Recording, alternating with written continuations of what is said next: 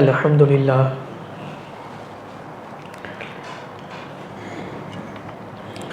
الحمد للہ الذی اکبر والصلاة والسلام علی سید البشر اما بعد فاعوذ باللہ من الشیطان اللعین الرجیم بسم اللہ الرحمن الرحیم.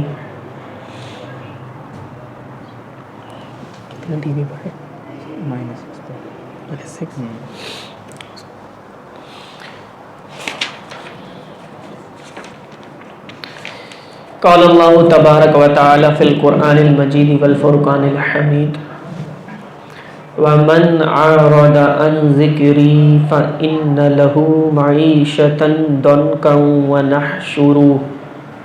ونحشره یوم القیامة اعما.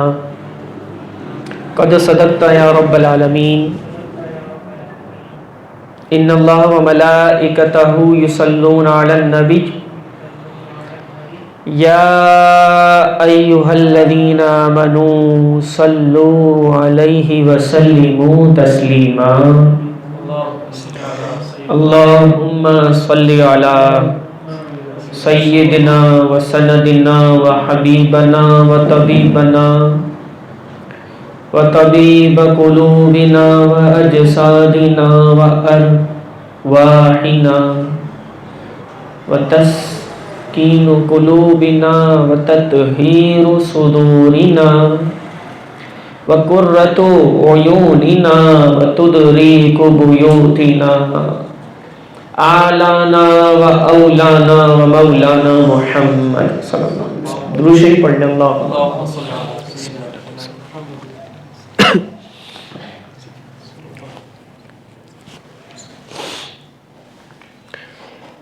دل میں ہو یاد تیری اور گوشہ تنہائی ہو.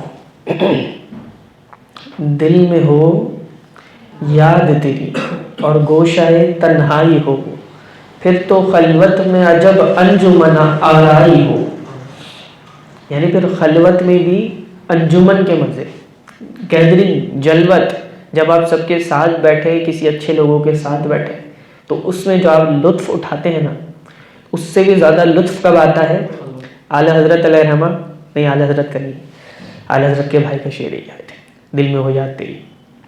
تو دل میں ہو یاد تیری، آقا علیہ السلام کی دل میں یاد ہو، اور گوشہ تنہائی، ایک کونا مل جائے، ایک گوشہ تنہائی کا مل جائے جس میں ہوں اور میرے آقا صلی اللہ علیہ وسلم کی یادیں. فرمایا پھر خلوت کی تنہائی کو کہتے ہیں. کہہ رہے پھر خلوت میں عجب، ایک عجیب، ایک حیرت انگیز، ناقابل بیان، کہا پھر تو خلوت میں عجب انجمن آرائی ہو، ایسی تنہائی کہ جس میں جلوت کے مزے آ رہے ہیں، جس میں انجمن کے مزے آ رہے ہوں. تو کہا آج جو عیب کسی پر کھلنے نہیں دیتے. کیا کمال شعر ہے. کہا آج جو عیب کسی پر کھلنے نہیں دیتے، کب وہ چاہیں گے کہ حشر میں میری رسوائی ہو. یعنی جو آج ہم اتنے گناہگار ہیں، لیکن اس کے باوجود نہ مجھے آپ کے عیب پتہ ہے، نہ آپ کو میرے عیب پتہ ہے. اللہ رسول صلی اللہ علیہ وسلم نے پردہ رکھا ہوا ہے.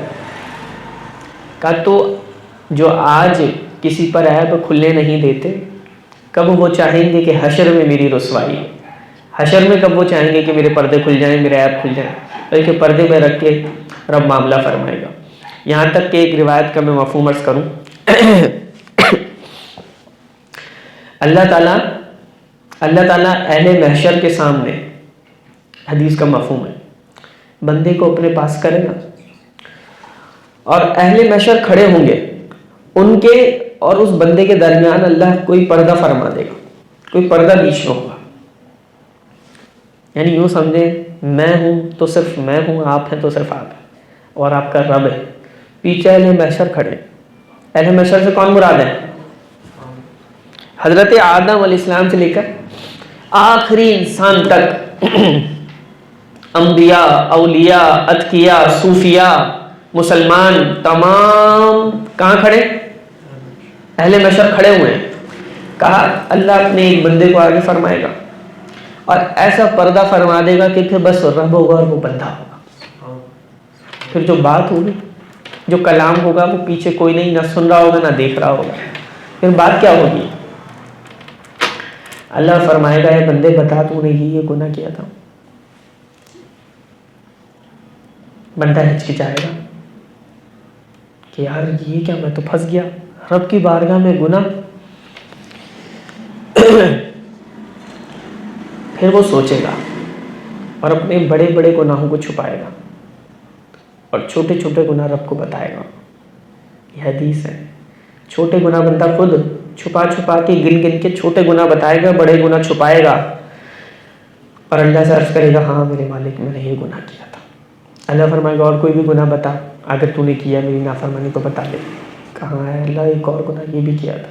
بالکل جو چھوٹے چھوٹے گناہ ہوں گے نا وہ اپنی زبان سے اقرار کرے گا. اللہ کہے گا کہ اقرار کر، اور یہ تیری اور میری بات ہے، پیچھے اہل محشر کھڑے بیچ میں پردہ ہے. وہ بندہ کہے گا اللہ یہ کیا تھا یہ کیا تھا یہ کیا تھا. پھر اللہ فرمائے گا تو نے گناہ بتائے میں نے ان سب کو نیکیوں میں تبدیل کر دیا، تو جنت میں چلا جا. تو وہ یکدم کہے گا، حضور علیہ السلام نے فرمایا وہ یکدم کہے گا اے میرے اللہ میرے تو بھی بڑے بڑے گناہ بھی باقی ہیں. تو حضور علیہ السلام نے فرمایا اللہ اپنی شان کے مطابق مسکرائے گا کہ اب بندے کی ادا دیکھیں. ابھی گناہ چھپا رہا تھا، جب اسے پتہ لگا کہ رب کی رحمت کرم کر رہی ہے تو پھر تو یہ کہے گا اللہ ابھی تو بڑے گناہ بھی باقی ہیں، اسے بھی نیکیوں میں تبدیل کر دیں. تو اللہ بھی اس دن پردہ رکھے گا بندے کا، صرف بندہ ہوگا اور رب ہوگا. تو وہ رب جو ہمارا اتنا پردہ رکھے، ہم سے محبت کرے، ہم پہ کرم کرے، ہم پہ رحمت کرے، اس رب سے ہماری محبت کیسی ہونی چاہیے؟ ایک واقعہ ہے، سنتے رہتے ہیں لیکن میں تازگی کے لیے ذہنوں میں اسے ذکر کر رہا ہوں. بڑا ہی لطف انگیز واقعہ ہے. حضرت ابراہیم علیہ السلام جو ہے نا وہ اللہ کے خلیل ہیں. خلیل اللہ، گہرے دوست کو خلیل کہتے ہیں. ایک ہوتا ہے دوست اور ایک ہوتا ہے گہرا دوست. ایک ہوتا ہے فرینڈ اور ایک ہوتا ہے بیسٹ فرینڈ. تو گہرے دوست کو خلیل کہتے ہیں. اور حضرت ابراہیم علیہ السلام کا لقب کیا ہے؟ خلیل اللہ، اللہ کے گہرے دوست. فرشتے نے عرض کی اے اللہ یہ تیرے گہرے دوست ہیں، یہ تیرے خلیل ہیں؟ کہاں؟ کہا ان کے پاس تو ہزاروں بکریاں ہیں، ایک دو نہیں، ہزاروں بکریوں کا ریوڑ اور ساتھ میں خلیل بھی. یہ بات سمجھ میں نہیں آتی. تو پھر فرشتے نے عرض کیا اے رب آزمائش کا موقع چاہیے، ہم نہیں مانتے، ہمارے مطلب ہمیں یہ تسلیم نہیں ہو رہی بات کہ تیرا بندہ تیرا نبی خلیل بھی ہے تیرا اور اس کے پاس اتنی ہزاروں بکریاں بھی ہیں، اس نے قربان کیا سمجھے نا آپ بات. تو اللہ نے فرمایا آزمانا ہے، جاؤ میرا بندہ ہے اسے آزماؤ. اس کو خبر نہیں دی میں نے، اس کو بتایا نہیں ہے، اسے پتہ نہیں لگنے دوں گا کہ اس کی آزمائش ہے، تم جاؤ آزماؤ. حضرت ابراہیم علیہ السلام بیٹھے ہوئے، بکریوں کا ریوڑ ہے، ہزاروں بکریاں.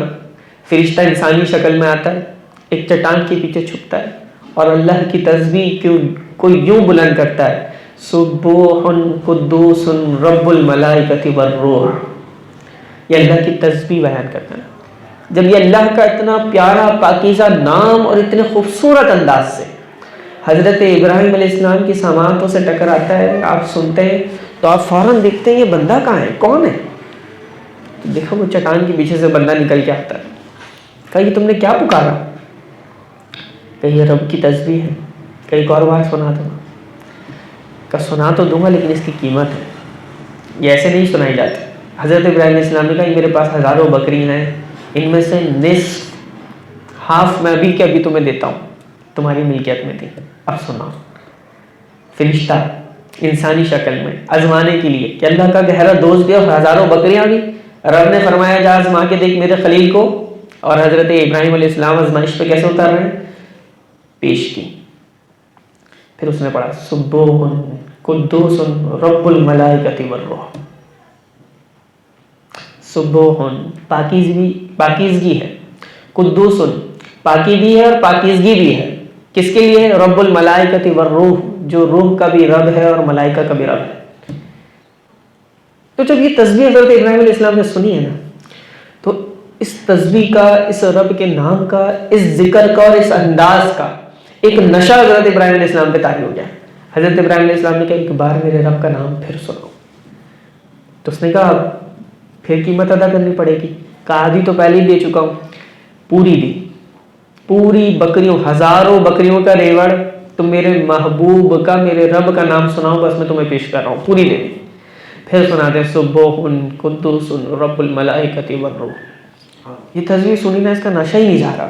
हजरत इब्राहिम अलैहिस्सलाम ने अर्ज की, फरमाया कि बंदे फिर जरा नाम सुना ना, ये तस्वीर क्या है, कितनी मुकद्दस, कितने प्यारे अंदाज से तू मेरे रब का नाम पुकार रहा है, जरा दोबारा सुना। तो उसने कहा तो तुम्हारे पास पीछे बचा ही कुछ नहीं, तुम्हारे पास पीछे बचा ही कुछ नहीं, पूरा रेवड़, पूरी बकरियां सब दे चुके, ये हजारों बकरियां तो अब मेरी हैं, तुम्हारे दामन में क्या है, तुम्हारी मिल्कियत में क्या है। जब हजरत इब्राहिम अलैहिस्सलाम ने ये देखा और नशा भी खत्म नहीं हुआ, रब का नाम भी सुनना था, तो हजरत इब्राहिम अलैहिस्सलाम की किताबों में और तफसीर रूहुल बयान में, रूहुल मानी में लिखा है कि हजरत इब्राहिम अलैहिस्सलाम ने ना उसे कहा कि ये बकरियां चराने के लिए तुम्हें चरवाहा भी तो चाहिए होगा ना, अब मैं अपने आप को पेश करता हूँ, तुम मुझे रब का नाम सुनाओ, मैं अपने आप को पेश करता हूँ, तुम रब का नाम तो सुनाओ। उसने फिर रब का नाम सुनाया, तो फिर उसने बताया, ऐ नबी, ये बकरियां भी आपकी हैं और आप भी अपने आप के ही हैं, लेकिन ये तो रब की तरफ से आजमाइश थी कि हम आजमाने आए थे, हम फरिश्ते हैं, हमें बकरियों की ज़रूरत नहीं, आप डिज़र्व करते हैं, वाकई आप अल्लाह के खलील हैं, अल्लाह के दोस्त हैं। जब बंदा अल्लाह से मोहब्बत करता है, दीन पे चलने का दावा करता है, अपने रब की तरफ बढ़ना चाहता है, तो उसे कुछ कुर्बान करना पड़ता है, अपनी चीज़ें कुर्बानी मांगती हैं, अपना वक्त, अपनी सलाहियत, अपनी ख्वाहिश कुर्बानी मांगती है, बहुत कुछ कुर्बान करना पड़ता है। एक और तरबियत की बात समझ लें, जब आप किसी आलिम से जुड़ जाते हैं, जब आप किसी आलिम के साथ उठने बैठने लगते हैं, जाने और पहचाने जाते हैं, एक तो आलिम का स्टेटस है, एक आपका स्टेटस है। अब चाहे ये व्हाट्सएप स्टेटस हो या आपकी पर्सनैलिटी का स्टेटस हो, दोनों समझिएगा। बिलखुसूस आप जो हाजिर होने के लिए बात कर रहा हूँ तरबियत की, और जितने हमारे दोस्त आबाद हो उन तक भी अगर आप पहुँचाएंगे तरबियत की बात, मैंने नोटिस किया इसलिए मैं अर्ज कर रहा हूँ। होता यह है कि एक आलिम आपको ऑन करता है, एक आलिम दीन आपको ऑन करता है कि ये मेरा दोस्त, ये मेरा भाई, जमाना फिर आपको उस नज़र से देखता है, ये आलिम के करीब रहता है। फिर आपका कोई ऐसा काम होता है, कोई ऐसा फेल होता है, कोई ऐसी एक्टिविटी होती है जिसकी वजह से लोग फिर ये समझते हैं कि ये कर रहा है, तो फिर यकीनन ये इनके जिनके साथ रहता है ना, वो भी ऐसे ही होंगे, समझ रहे हैं। तो लोग इस लेवल पे सोचते हैं यार इसका ही अंदाज है, तो उन्हीं के साथ तो रहता है, उठना बैठना उनके साथ, तस्वीरें उनके साथ, वीडियो में उनके साथ, बयान में उनके साथ, महफिल में उनके साथ, दर्स में उनके साथ, इसका ही अंदाज है, तो ये आलिम भी ऐसे ही होंगे। लोग फिर यूँ कयास करते हैं और आपको खबर भी नहीं होती।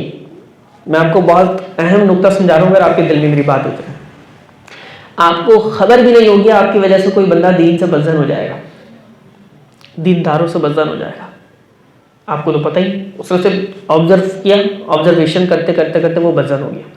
उसने कहा यार ये बंदा तो आलिम दीन से जुड़ा हुआ है, ये भी ऐसा तो वो भी ऐसे होंगे, तो सभी ऐसे होंगे, दीनदार होते ही ऐसे, ये दाढ़ी वाले मौलाना होते ही ऐसे, ये आलिम होते ही ऐसे, सबको बयान करना सुनना छोड़ दो, सबके दर्स में जाना छोड़ दो, सब महफिलों में जाना छोड़ दो। इस लेवल पे भी शैतान बहकाता है, सिर्फ आपकी एक अदा की वजह से, आपकी एक एक्टिविटी फेल और एक स्टेटस की वजह से ये असर भी पड़ सकता है किसी पे। हमें सोचना चाहिए कि अगर मेरी वजह से कोई दीन से दूर हो गया, देखिए दीन के आप करीब करें, लोगों को करें, बहुत बड़े सवाब का काम है, लेकिन अगर ना कर सके, आपसे आखिरत में ये नहीं पूछा जाएगा कि आपने दीन के करीब लोगों को क्यों नहीं किया। नेकी का हुक्म दें, बुराई से बचाएं, लेकिन आपकी आखिरत के बारे में खुसूसी सवाल होगा। आलिम दीन की बात अलग, मैं एक अवाम की बात कर रहा हूँ।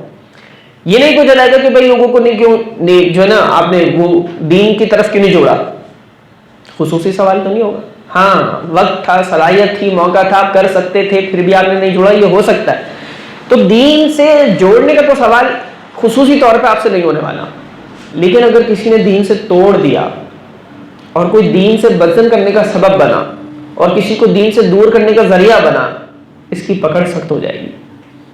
ये बंदा नहीं बच पाएगा कि भाई दीन को फायदा तुम नहीं पहुंचा सके, ना पहुंचाओ, दीन को नुकसान पहुंचाने का हक तुम्हें किसने दिया। समझ रहे हो मेरी बात? तो मामलात हसास होते हैं, इस लेवल पे जाके हम सोचें कि यार मेरी जात से अगर दीन को फायदा नहीं हो रहा, मैं फायदा नहीं पहुंचा पा रहा, तो कोई मसला नहीं, लेकिन मैं नुकसान तो ना पहुंचाऊं। समझ रहे हैं आप बात? تو اس لیول پہ اپنے آپ کو سوچیں، اپنا ہر قدم اٹھانے سے پہلے سوچیں کہ آپ دینداروں میں آتے ہیں، درس میں آتے ہیں، اٹھنا بیٹھنا ہے تو اپنے انداز کو محتاط کر لیں۔ محتاط کیوں کریں بھائی؟ کیوں کریں؟ کیونکہ رب سے محبت کی ہے، دین پہ چلے ہیں تو قربانی تو دینی پڑے گی، قربانی دیں گے تو پھر رب اس کا اجر بھی بڑے پیارے انداز سے دے گا۔ میں نے جو سرنامہ کلام میں تلاوت کی نا آیات، اس سے سماعت کریں، مختصر باتیں ہیں آج، پھر اپنی گفتگو کو سمیٹ دوں۔ سورہ طٰہٰ کی آیت نمبر 124 ہے، اور اللہ تعالیٰ ارشاد فرماتا ہے وَمَنْ أَعْرَضَ عَنْ ذِكْرِي فَإِنَّ لَهُ مَعِيشَةً ضَنْكًا وَنَحْشُرُهُ يَوْمَ الْقِيَامَةِ أَعْمَىٰ۔ سورہ طٰہٰ کی آیت نمبر 124 میں اللہ نے کیا فرمایا؟ میری بات بھی سن لیں۔ اللہ سبحان اللہ۔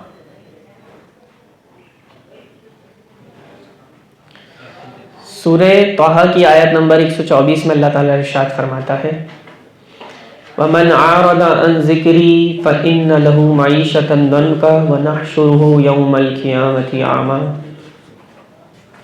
اللہ نے فرمایا جس نے میری یاد سے منہ پھیرا، یہ ترجمہ امام اہل سنت درود شریف پڑھنا، اللہم صلی علی سیدنا مولانا محمد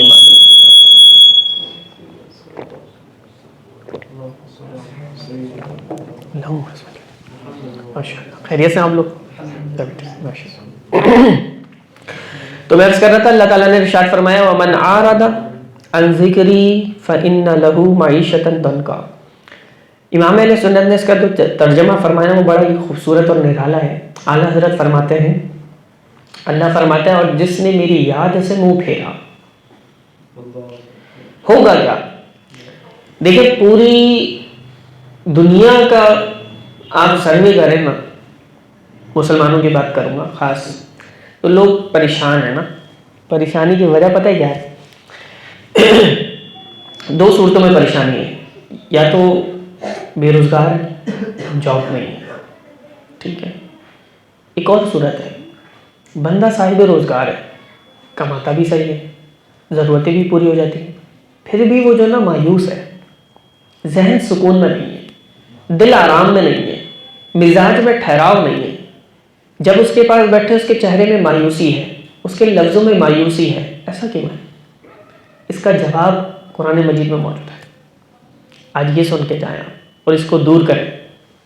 اللہ فرماتا ہے کہ وَمَنْ أَعْرَضَ عَنْ ذِكْرِي فَإِنَّ لَهُ مَعِيشَةً ضَنْكًا۔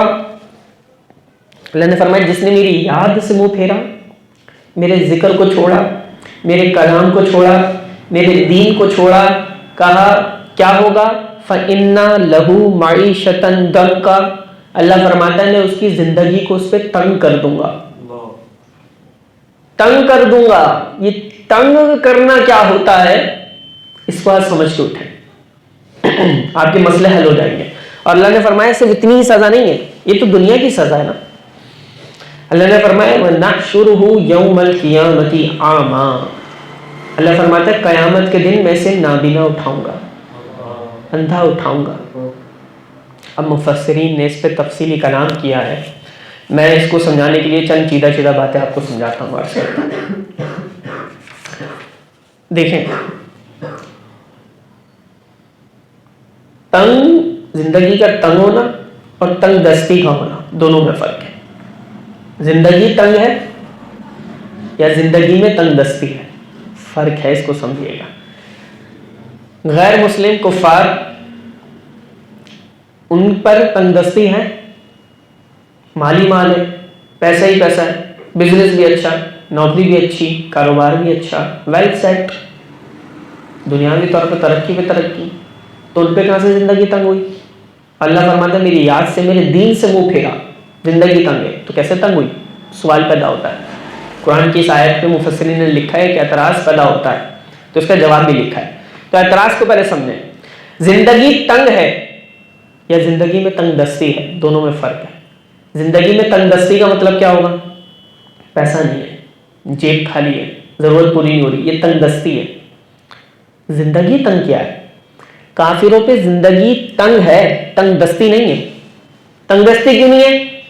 کیونکہ مسلم شریف کی روایت ہے الدنیا سجن المومن و جنت الکافر او کما قال علیہ السلام، فرمایا کافر کے لیے دنیا جنت ہے اور مومن کے لیے قید خانہ ہے۔ کبھی قیدی سے آپ نے سنا ہے کہ قیدی کہے کہ مجھے اپنی قید میں مجھے اے سی بھی مل جائے تو فریج بھی مل جائے تو کار بھی مل جائے تو ساری لگژری لائف مجھے قید خانے میں مل جائے؟ قیدی کا مطلب یہ ہوتا ہے کہ وہ اپنی سزا کاٹ رہا ہے، اپنا وقت گزار رہا ہے قید خانے میں، اور بس جلدی سے اپنا وقت گزار کے وہ چاہتا ہے نکلوں یہاں سے۔ تو مومن بھی ایسا ہی ہے، دنیا میں وقت گزار رہا ہے، بس گزارنا ہے، دین پہ چلنا اور اللہ کو راضی کرنا اور نکل جانا ہے اس دنیا سے۔ اصل تو آخرت جنت ہے۔ یہ مائنڈ جب بن جائے گا نا کہ میری جنت دنیا نہیں ہے، تو یہ مائنڈ بھی آٹومیٹک بن جائے گا کہ جب میری جنت دنیا نہیں ہے تو دنیا میں مجھے سب کچھ ملنا یہ پاسبل ہی نہیں ہے، دنیا میں ملنا پاسبل۔ تو کافر کی دنیا جنت ہے تو اسے دنیا میں سب کچھ مل جائے گا۔ میں آپ کو اتنا بریف کر دوں، مزید سمجھا دوں کہ کافر بظاہر نا غیر مسلم نیکی کے کام کرتا ہے، بظاہر چیریٹی کرے گا، خدمت خلق کرے گا، ثواب کے کام ہے یہ تو بہت ہمارے نزدیک، اور وہ کر رہا ہے تو اس کا ثواب اسے کیا ملے گا، اس کا بدلہ کیا ملے گا؟ تو کہا جو کافر جو بھی بظاہر نیکی والے، بھلائی والے، خیر خواہی والے، چیریٹی والے کام کرے گا نا، اسے دنیا میں اس کا حصہ مل جائے گا، کچھ نہ کچھ بدلہ مل جائے گا۔ دنیا میں بدلہ اگر نہ مل سکا اور اس کو موت آ گئی، مر رہا ہے اب کافر اور بدلہ رہ گیا ہے، تو پھر پتہ کیا ہوتا ہے؟ اس پہ اللہ تعالیٰ موت کو آسان کر دیتا ہے، اس کی موت کی تکلیف کو آسان کر دیتا ہے تاکہ اس کا جو حساب کتاب ہے وہ دنیا میں نپٹا کے آئے، کیونکہ آخرت میں تو صرف اس کے لیے عذاب ہی عذاب ہے، کافری جہنم ہی جہنم ہے بس۔ اس کے برعکس ہم مسلمان کا مسئلہ سمجھیں۔ مسلمان جو ہے نا وہ کرائسس میں بھی رہتا ہے، پریشانیوں میں بھی رہتا ہے۔ یہ حدیث سچ کروں گا کیوں رہتا ہے، تو پریشانیوں میں بھی رہتا ہے، کرائسس میں بھی رہتا ہے، اور ایک حدیث سے آپ یہ بھی سمجھ گئے کیونکہ وہ قید خانے میں ہے۔ لیکن اب مسلمان کی کچھ نیکیاں کچھ نہیں، وہاں تو نیکیوں کا بدلہ اللہ نے کیسے دیا، اس پہ موت آسان ہو گئی۔ اب مسلمان کے لیے اللہ کی چاہت پتہ کیا ہے؟ یہ میرے پاس آئے تو گناہوں سے پاک ہو کر آئے۔ اب مسلمان نے کیے گناہ اور اس کے آ گیا موت کا وقت، توبہ بھی نہیں کر سکا، اتنی نیکیاں نہیں کر سکا کہ وہ گناہ مٹ سکے، تو اب جب اس پہ موت کا وقت آتا ہے نا تو اللہ تعالیٰ اس پہ موت کو اور مشکل کر دیتا ہے، موت کی تکلیف کو بڑھا دیتا ہے، اذیت ناک، اور اس کی موت تکلیف دہ ہوتی ہے۔ کیوں؟ کیونکہ جتنی تکلیف دہ موت سے مرے گا اس تکلیف پہ جتنا اس کو صبر ہوگا اتنا اس کے گناہوں کو معاف اللہ فرما دے گا۔ تو اللہ چاہتا ہے میرا بندہ میرے پاس گناہوں سے پاک ہو کر آئے۔ بعض اوقات آپ دیکھتے ہیں لوگ بڑی تکلیف میں دنیا سے جاتے ہیں تو پھر آپ کہتے ہیں کہ بھائی اللہ نے مشکل کو آسان کر دیا، تو اصل میں اللہ انہیں گناہوں سے پاک کر رہا ہوتا ہے، گناہوں سے پاک ہو کے پھر رب کے پاس جاتے ہیں۔ تفصیلی گفتگو ہو رہی ہے، میں مختصر کرتا ہوں۔ تو اصل کیا چیز ہے؟ زندگی کا تنگ ہونا، زندگی میں تنگ دستی ہونا، یہ ایک الگ چیز ہے۔ زندگی میں تنگ دستی ہونا یہ پورا کانسیپٹ میں نے آپ کو سمجھا دیا کہ آپ پہ تنگ دستی ہوگی کہ کافر پہ ہوگی تو کیوں ہوگی اور کیوں نہیں ہوگی۔ زندگی کا تنگ ہونا کیا ہے، یہ تفسیر میرے سامنے موجود ہے اور اس میں تفصیلی طور پہ یہ لکھا ہوا ہے کہ کافر جو ہے نا اس پہ زندگی میں تنگ دستی نہیں ہونی، زندگی تنگ ہونی ہے۔ اور اسی طرح سے کچھ مسلمان بھی کہ جو دین سے دور ہوں گے، اللہ کے کلام سے، رب کی یاد سے دور ہوں گے، ان پہ زندگی تنگ ہو جائے گی۔ دیکھیں لوگ بہت پریشان ہیں، اب پریشانی اپنی وجہ سے، اتنی بھاری زندگی گزار رہے ہیں، اتنے بوجھل انداز سے، ذہن بھاری، طبیعت بھاری، سب کچھ عجیب انداز ہے۔ زندگی کو ہلکا پھلکا بالکل طبیعت میں ریلیکس کیسے محسوس کریں گے؟ کہ جب تم اللہ کا ذکر کرو گے، جب تم اللہ کا ذکر کرو گے نا تو پھر اللہ کی رحمت کے دروازے تم پہ کھلیں گے نا۔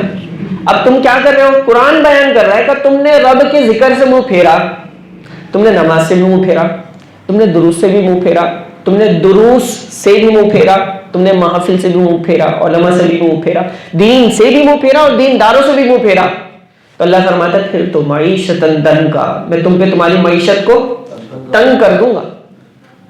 پیسہ بھی ہوگا، نوکری بھی ہوگی، جاب بھی ہوگی، سب کچھ ہوگا، لیکن تمہارے پاس دل کا سکون نہیں ہوگا، تمہارے پاس طبیعت میں اطمینان نہیں ہوگا، سیٹسفیکشن نہیں ہوگی، تم مطمئن نہیں ہوگے۔ اتنا کمانے کے باوجود पूरी नींद लेने के बावजूद, सोकर उठने के बावजूद तुम फ्रेश नहीं हो गए, ये क्यों है? कहा अन जिक्री रब्बी, अन जिक्री, तुमने किसके जिक्र से मुंह फेरा? मेरे जिक्र से।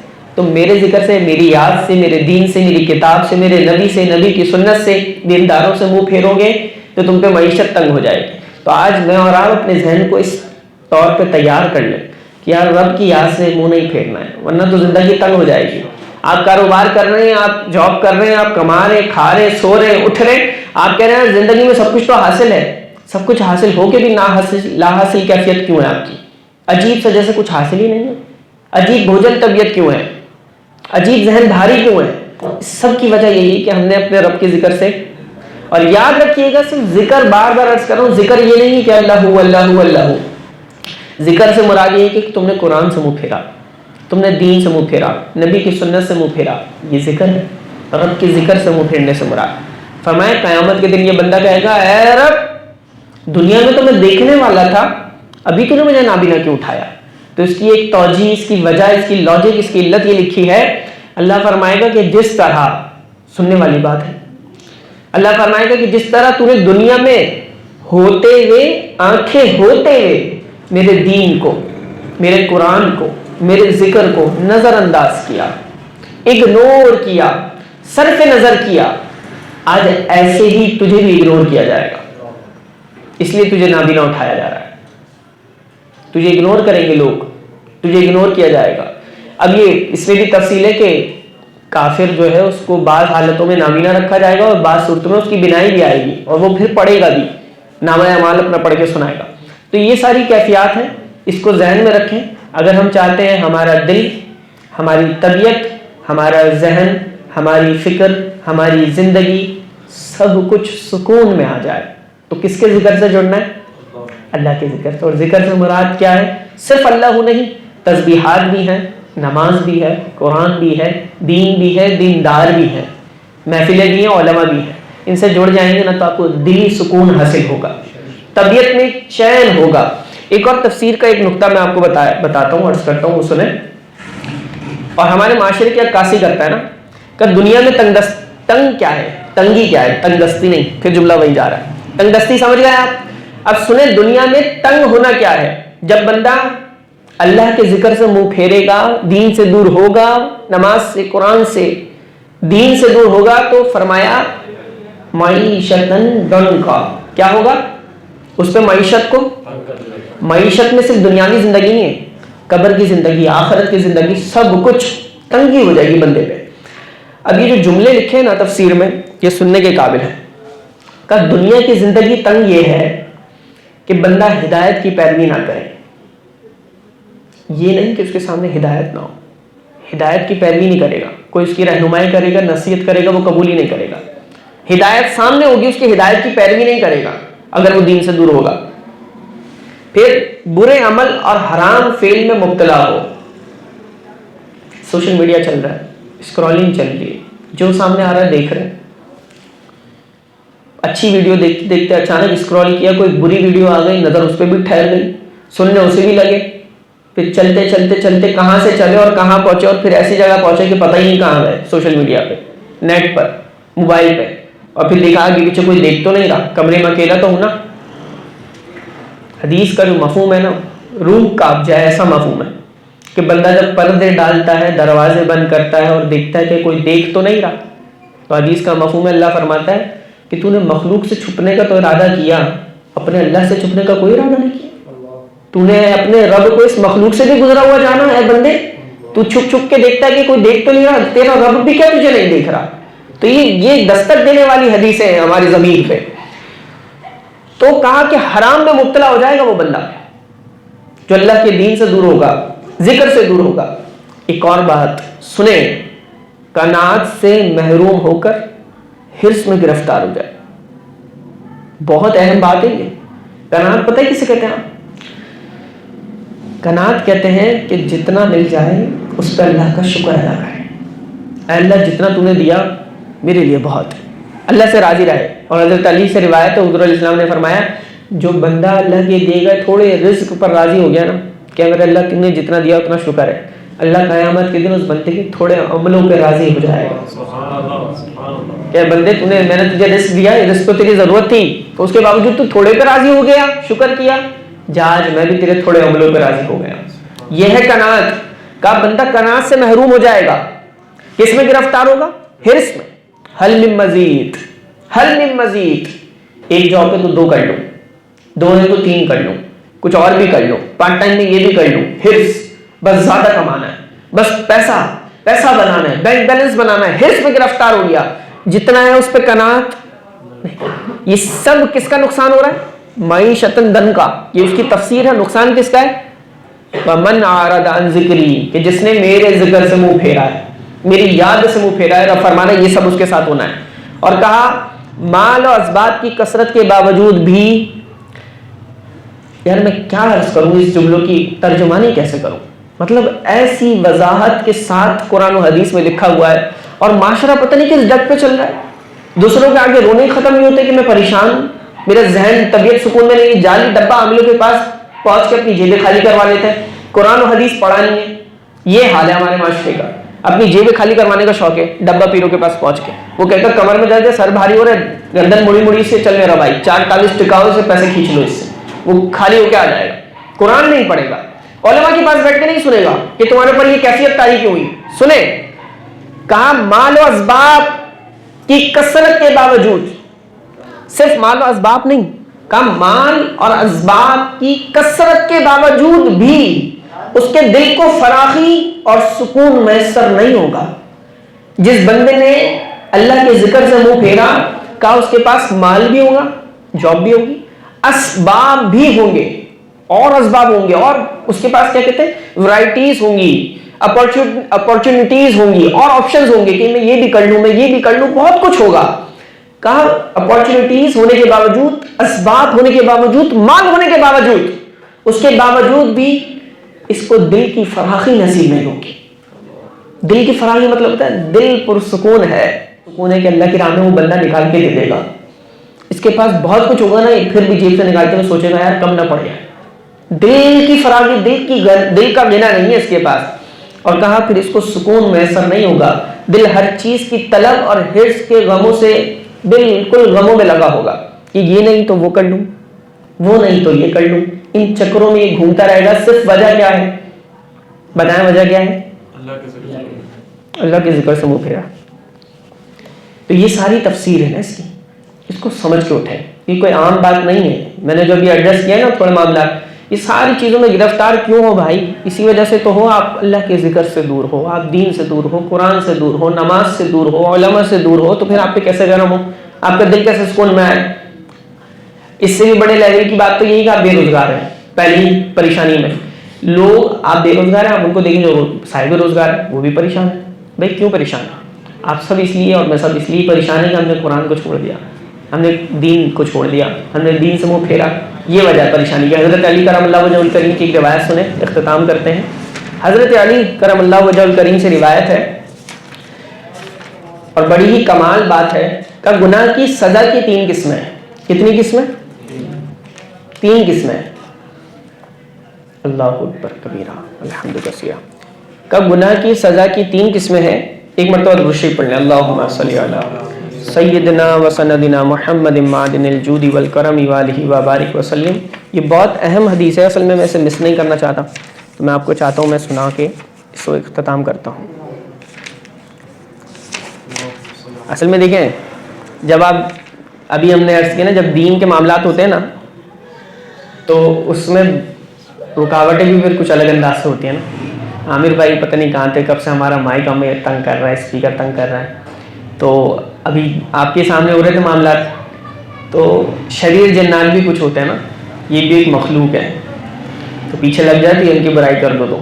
تو شریر جنات جو ہے نا وہ برداشت نہیں کرتے دین کا کام. یہ ٹیکنیکل چیزوں میں بھی پرابلم کرتے ہیں. کبھی آپ کا اسپیکر خراب ہوگا، کبھی آپ کا مائک خراب ہوگا، کبھی آپ کا دماغ خراب ہوگا. کیونکہ جب یہ تنگ کرتا ہے تو کوئی بندہ ڈسٹرب ہوتا ہے، پھر وہ غصے میں آ جاتا ہے. تو یہ ساری چیزیں جو ہے نا، وہ ماحول، جو انوائرمنٹ جو آپ کا ڈسٹرب ہوتا ہے نا، اس انوائرمنٹ ڈسٹرب کرنے میں نا یہ شیاطین کا کام بھی ہوتا ہے کہ بندے ڈسٹرب رہے، یار کیا مزہ نہیں آ رہا ہے بہن سننے میں، اتنی تنگی، اتنا اسپیکر ہی ڈسٹرب ہو جائے. آپ کا اسکالر، آپ کا عالم ڈسٹرب ہو جائے کہ جس نے ذہن حاضر رکھ کے ڈیلیور کرنا ہے قرآن و حدیث، وہی کہے ہاں بس صحیح، نپٹاؤ، ختم کرو. سمجھ بات ہے. اور آپ کا مقابلہ کس سے؟ شیطان سے، شیاطین سے. تو ہمت تھوڑی ہارنی ہے، ڈٹ کے مقابلہ کرنا. اسپیکر نے تنگ کر دیے تو کیا ہے، درس تو پھر بھی ہوگا. سمجھ رہے بات؟ تھوڑا سا ذہن اور مزاج ڈسٹرب ہو گیا تو کیا ہے، درس تو پھر بھی پورا ہوگا. اس انداز سے بیٹھیں گے نا جذبے کے ساتھ تو شیاطین بھی دم دبا کے بھاگیں گے. معذرتاً کہہ رہا ہوں. حدیث سنیں. حضرت علی کرم اللہ وجہہ الکریم سے روایت ہے، تفسیر کبیر میں حدیث موجود ہے. نبی علیہ السلام نے فرمایا گناہ کی سزا کی 3 قسمیں. بندہ گناہوں میں جو زندگی گزار رہا نا، کتنی قسمیں؟ 3 قسمیں.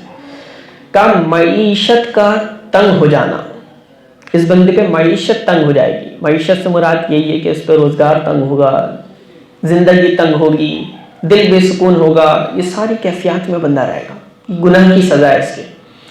کا وہ مشکلات کا شکار رہے گا، جو گناہوں میں مبتلا رہے گا وہ مشکلات کا. تیسری سزا سنیں، اور انتہائی میں کہتا ہوں خطرناک سزا ہے، اور آج کے معاشرے میں آپ کو یہ دیکھنے کو ملے گی. بغیر اللہ کی معصیت کے روزی اس کو حاصل نہیں ہوگی. اللہ اکبر. گناہ کی سزا بیان ہو رہی ہے. تیسری سزا، پہلی سزا کیا ہے؟ معیشت تنگ ہوگی. دوسری سزا کیا ہے؟ مشکلات میں گرفتار رہے گا. تیسری سزا یہ ہے کہ اللہ کی معصیت کے بغیر اس کو روزی حاصل. اب سمجھیں اس کو، اللہ سے روزی دے گا کیونکہ گناہوں میں مبتلا ہے نا، اللہ سے روزی تو دے گا، اس کو جاب بھی ملے گی، لیکن وہ جاب ایسی ہوگی کہ اس میں اللہ کی معصیت ہوگی. معصیت یعنی نافرمانی. اس کو اس جاب کے دوران، جاب کے ٹائم پیریڈ میں یا روزگار حاصل کرنے میں کچھ نہ کچھ اللہ کی نافرمانی کرنی پڑے گی، پھر جا کے وہ پیسے حاصل کرے گا. یہ اس کی گناہ کی سزا ہے. جو زندگی میں گناہ کر رہا ہے نا، حضور علیہ السلام نے فرمایا گناہوں کی 3 سزاؤں میں سے تیسری سزا یہ ہے کہ بندے کو اللہ کی معصیت، اللہ کی نافرمانی کے بغیر روزی نہیں ملے گی. انتہائی دردناک سزا ہے کہ بندہ یار کوشش کر رہا ہے، اسے جاب بھی ملی ہے، روزگار بھی مل رہا ہے، اس کے باوجود اس کا روزگار حلال نہ رہے تو پھر کیا فائدہ؟ وہ حلال روزی نہ اپنے گھر لا سکے تو کیا فائدہ؟ وہ اپنے بچوں کو، اپنے گھر والوں کو حلال نہ کھلا سکے تو کیا فائدہ؟ کیوں؟ کیونکہ اس روزگار میں کہیں نہ کہیں وہ اللہ کی نافرمانی کرے گا. کہیں رشوت لینی پڑ گئی، کہیں سود لینا پڑ گیا نعوذ باللہ، کہیں اس نے ہیر پھیر کر دی، کہیں جوا کر دیا، کہیں ڈنڈی مار دی. کچھ نہ کچھ کر رہا ہے وہ اپنی جاب میں، اس کو مل ہی نہیں رہا اس کے بغیر. اس سے پوچھو یار یہ نہیں کرو تو کہتا ہے اس کے بغیر ملتا ہی نہیں، کیا کروں میں، میری مجبوری بن گئی ہے. یہ تمہاری مجبوری بنی نہیں ہے میاں، یہ تمہاری نہیں مجبوری بنی، یہ تم سزا میں گرفتار ہو، اپنی سزا بھگت رہے ہو. اس سزا سے نکلنے کے لیے تمہیں ہجرت کرنی پڑے گی. کون سی ہجرت؟ کون سی ہجرت؟ صحابہ کرام سے، صحابہ کرام نے حضور علیہ السلام سے پوچھا، حضور علیہ السلام اے نبی آپ بتائیں افضل ہجرت کون سی ہے، کون سی ہجرت افضل ہے؟ تو حضور علیہ السلام نے پتہ کیا فرمایا؟ فرمایا سب سے افضل ہجرت یہ ہے کہ بندہ گناہوں سے ہجرت کر کے نیکیوں کی طرف آ جائے. نیکیوں کی طرف آ جائے، یہ ہجرت افضل ہے. جب آپ یہ ہجرت کر لیں گے، نیکیوں کی طرف، دین کی طرف آ جائیں گے تو پھر زندگی میں سکون ہوگا، دل میں سکون ہوگا، اور آپ کو اللہ کی نافرمانی کر کے روزی حاصل نہیں کرنی پڑے گی. پھر آپ کو ایسا ماحول ملے گا کہ آپ جاب بھی کر رہے ہوں گے، نمازیں بھی پڑھ رہے ہوں گے، ذکر بھی ہو رہا ہوگا، جس طرف بیٹھیں گے جاب کے دوران دین کی بات بھی ہو رہی ہوگی، اللہ ایسی روزی دے گا.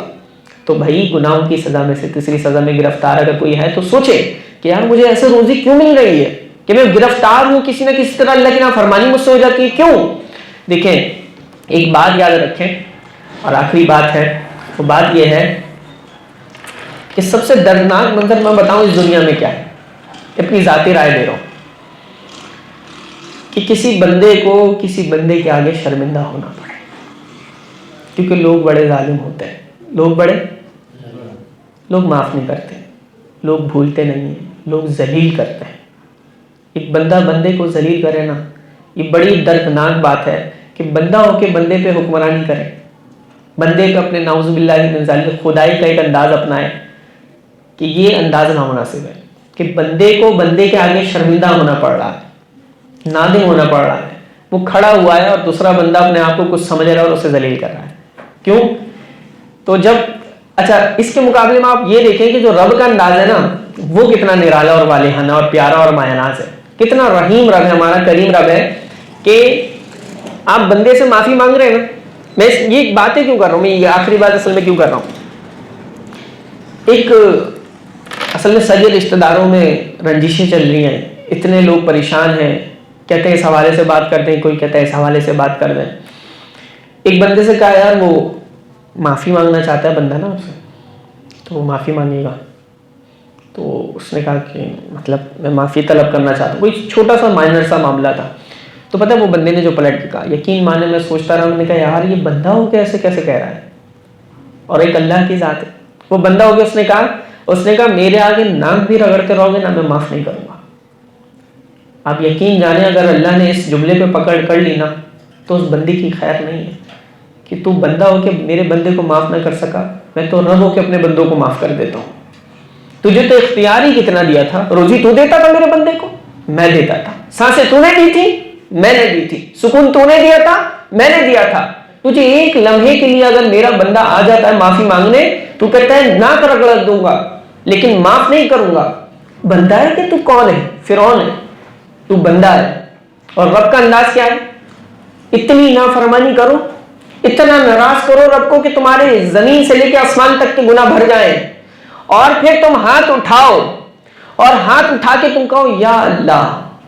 حدیث کا مفہوم عرض کر رہا ہوں، ابھی تم نے توبہ نہیں کی، صرف توبہ کے ارادے سے، نیت سے، سچی توبہ کے ارادے سے تم نے ہاتھ اٹھا کے کہے یا اللہ. اللہ فرماتا ہے اے فرشتوں دیکھو میرے بندے نے پہچان لیا میرے علاوہ اس کا کوئی گناہ بخشنے والا نہیں، میں نے اس کے سارے گناہوں کو بخش دیا، میں ہی بخشنے والا ہوں. یہ ہے رب اور وہ ہے بندہ. بندہ بندہ ہو کے نہ بخشے، رب رب ہو کے بخش دیتا ہے.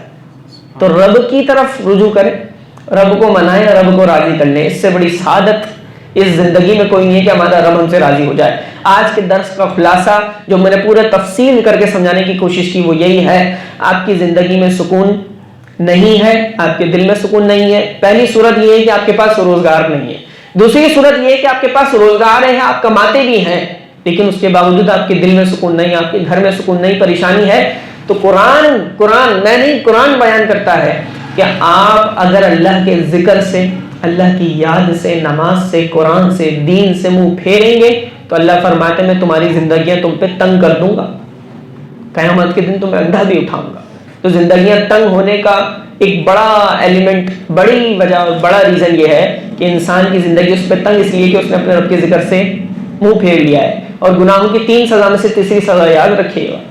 گناہوں کی 3 سزا، اس میں سے تیسری سزا یہ ہے کہ بندے کو اللہ کی نافرمانی کے بغیر روزی نہیں ملے گی. روزی مل رہی ہے، روزگار بھی مل گیا، جاب بھی لگی ہے، لیکن یار پتہ نہیں کیا ہو گیا، میں جاب کما رہا ہوں، پیسے لا رہا ہوں، لیکن مجھے اللہ کی نافرمانی کرنی پڑ رہی ہے، ہیر پھیر کرنی پڑ رہی ہے، رشوت لینی پڑ رہی ہے. تمہیں گناہوں کی سزا ملی ہے. تو گناہوں کی سزا سے کنورٹ ہونے کے لیے ہجرت کرنی ہے گناہوں سے نیکیوں کی طرف. اللہ تعالیٰ ہم سب کو عمل کی توفیق عطا فرمائے، ٹوٹے پھوٹے لفظوں کو اپنی بارگاہ میں قبول فرمائے. وآخر دعوانا الحمدللہ رب العالمین.